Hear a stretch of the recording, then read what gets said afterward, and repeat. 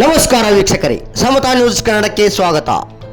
ನಿಪ್ಪಾಣಿ ಯೋಜನಾ ಕಚೇರಿ ವ್ಯಾಪ್ತಿಯ ಕಾರದ್ಗ ಗ್ರಾಮದಲ್ಲಿ ಶ್ರೀ ಕ್ಷೇತ್ರ ಧರ್ಮಸ್ಥಳ ಗ್ರಾಮಾಭಿವೃದ್ಧಿ ಯೋಜನೆಯ ಮಹಿಳಾ ಜ್ಞಾನ ವಿಕಾಸ ಕಾರ್ಯಕ್ರಮದಡಿ ಮಹಿಳಾ ವಿಚಾರಗೋಷ್ಠಿ ಕಾರ್ಯಕ್ರಮ ಹಮ್ಮಿಕೊಳ್ಳಲಾಗಿದ್ದು, ಈ ಕಾರ್ಯಕ್ರಮದ ಉದ್ಘಾಟಕರು ಕುಮಾರಿ ಲಕ್ಷ್ಮೀ ಮಗ್ದುಮ್ ಅವರು ದೀಪ ಬೆಳಗಿಸಿ ಉದ್ಘಾಟನೆ ಮಾಡಿದರು. ಕಾರ್ಯಕ್ರಮದ ಅಧ್ಯಕ್ಷತೆಯನ್ನು ಗ್ರಾಮ ಪಂಚಾಯತ್ ಅಧ್ಯಕ್ಷರು ಸ್ವಾತಿ ಅವಿನಾಶ್ ಕಾಂಬ್ಳೆ ಅವರು ವಹಿಸಿಕೊಂಡಿದ್ದರು. ಮುಖ್ಯ ಅತಿಥಿಗಳಾಗಿ ನಮ್ಮ ಜಿಲ್ಲಾ ನಿರ್ದೇಶಕರು ಶ್ರೀ ವಿಠ್ಠಲ್ ಸಾಲಿಯಾನ್ ಅವರು ಹಾಗೂ ಸಂಪನ್ಮೂಲ ವ್ಯಕ್ತಿಗಳಾಗಿ ಡಾಕ್ಟರ್ ರೂಪಾಲಿ ರಾಜೇಂದ್ರ ಪಾಟೀಲ್, ಉಪನ್ಯಾಸಕರು ಮಹಾವೀರ್ ವಿದ್ಯಾಲಯ ಕೊಲ್ಲಾಪುರ್ ಹಾಗೂ ಸೌಭಾಗ್ಯವತಿ ಮನಾಲಿ ಸುನಿಲ್ ಮಾನೆ ಉಪನ್ಯಾಸಕರು ಪಗನೊಳ್ಳಿಯವರು ಭಾಗವಹಿಸಿ ಜ್ಞಾನ ವಿಕಾಸ ಸದಸ್ಯರಿಗೆ ಮಾಹಿತಿ ನೀಡಿದರು.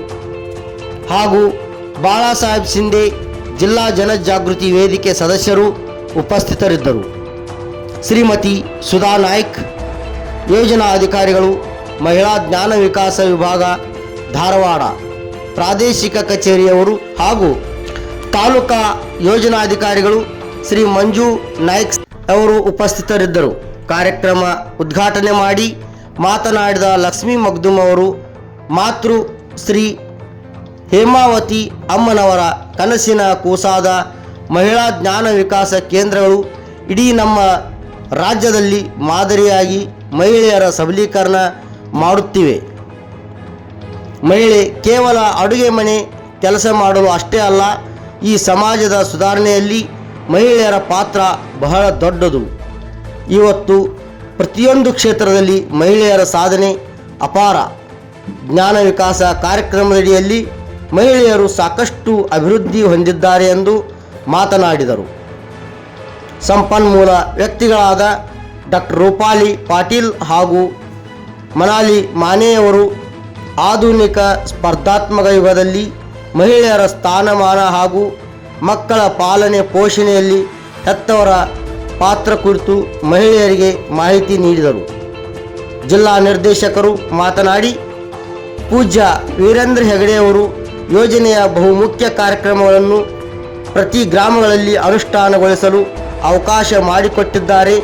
ಮಹಿಳೆಯರ ಅಭಿವೃದ್ಧಿಗೆ ಪೂರಕವಾಗಿ ಜ್ಞಾನ ವಿಕಾಸ ಕಾರ್ಯಕ್ರಮಗಳನ್ನು ಕೇಂದ್ರಗಳನ್ನು ಪ್ರಾರಂಭಿಸಿ ಅಜ್ಜಿಯ ಕೈತುತ್ತು, ಆರೋಗ್ಯ, ನೈರ್ಮಲ್ಯ, ಪೌಷ್ಟಿಕ ಆಹಾರ, ಮಹಿಳೆ ಮತ್ತು ಕಾನೂನು, ಸರ್ಕಾರಿ ಯೋಜನೆಗಳು, ಶಿಕ್ಷಣ, ಸ್ವಉದ್ಯೋಗ, ಸೃಜನಶೀಲ ಗೆಳತಿ ಕಾರ್ಯಕ್ರಮ, ಜ್ಞಾನ ವಿಕಾಸ ಯೂಟ್ಯೂಬ್ ಚಾನಲ್, ಟ್ಯೂಷನ್ ಕ್ಲಾಸ್, ಮಹಿಳೆಯರಿಗೆ ಹಲವಾರು ಕಾರ್ಯಕ್ರಮಗಳನ್ನು ಗ್ರಾಮೀಣ ಭಾಗದ ಜನರಿಗೆ ಮಾಹಿತಿ ಸುಲಭವಾಗಿ ಸಿಗುವಂತೆ ಅವಕಾಶ ಮಾಡಿಕೊಟ್ಟಿದ್ದಾರೆ.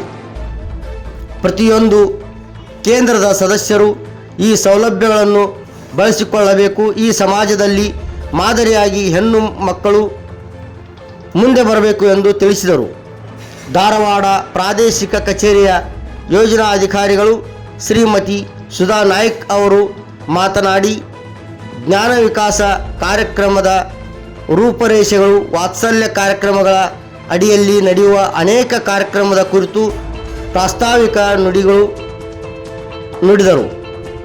ನಿರೂಪಣೆ ಕೃಷಿ ಮೇಲ್ವಿಚಾರಕರು ಮಂಜುನಾಥ್ ಅವರು ನಡೆಸಿಕೊಟ್ಟರು. ವೇದಿಕೆಯಲ್ಲಿ ಇರುವ ಎಲ್ಲರನ್ನೂ ಕುಮಾರಿ ಜ್ಯೋತಿ ಜ್ಞಾನ ವಿಕಾಸ ಸಮನ್ವಯ ಅಧಿಕಾರಿಯವರು ಸ್ವಾಗತಿಸಿದರು. ನಿಪ್ಪಾಣಿನಿಂದ ವರದಿಗಾರರು ರಾಹುಲ್ ವರಾಳೆಯವರು. ಮುಂದಿನ ಸುದ್ದಿಯೊಂದಿಗೆ ಮತ್ತೆ ಭೇಟಿಯಾಗೋಣ.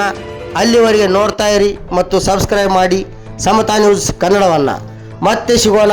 ನಮಸ್ಕಾರ.